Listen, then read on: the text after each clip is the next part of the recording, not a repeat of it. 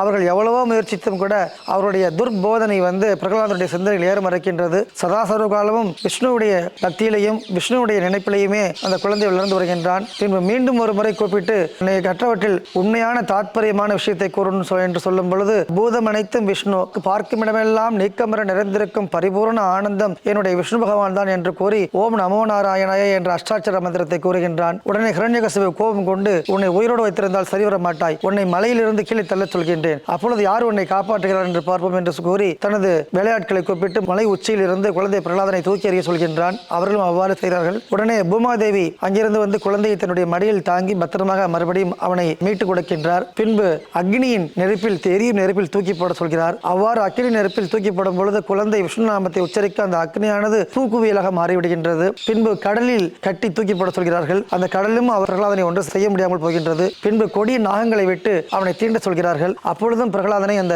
நாகங்களுடைய விஷம் ஒன்றும் செய்ய முடியாமல் போய்விடுகின்றது. இவ்வாறு பலவிதமாக முயற்சித்து கடைசியாக யானையின் காலில் அந்த குழந்தையை மிதிக்க சொல்கின்றான். அப்பொழுதும் யானை அந்த குழந்தையை மிதிக்க மறுத்து கீழே பணிந்து நமஸ்காரம் செய்து பணிந்து விடுகின்றது. பின்பு கோபமடைந்த ஹிரண்யகசிபு, நாராயணன் எங்கிருக்கிறான் அந்த நாராயணன், அந்த ஹரியை உன்னால் காண்பிக்க முடியுமா என்று கேட்க, அவர் தூணிலும் இருப்பார் துரும்பிலும் இருப்பார், சர்வ வியாபி, அவன் இல்லாத இடம் ஏது என்று சொல்லுங்கள், குறிப்பிட்டு சொல், எந்த இடத்தில், இந்த தூணில் இருக்கிறானா, இந்த தூணிலும் இருப்பான் துரும்பிலும் இருப்பான் என்று சொல்கின்றாயே, இந்த தூணிலும் ஹரி உன்னுடைய ஹரி இருக்கின்றானா என்று கேட்க, கண்டிப்பாக சர்வ வியாபியான அவர் அந்த தூணிலும் இருப்பார் என்று பிரகலாதன் பதிலுரைக்க, கோபம் கொண்ட ஹிரண்யகசிபத்தினுடைய கதையினால் அந்த தூணை அடிக்கின்றான். அந்த தூணை அடிக்கும் பொழுது சாயந்தர நேரம், அதாவது மத்தியானம் ஒரு 3 மணி போல.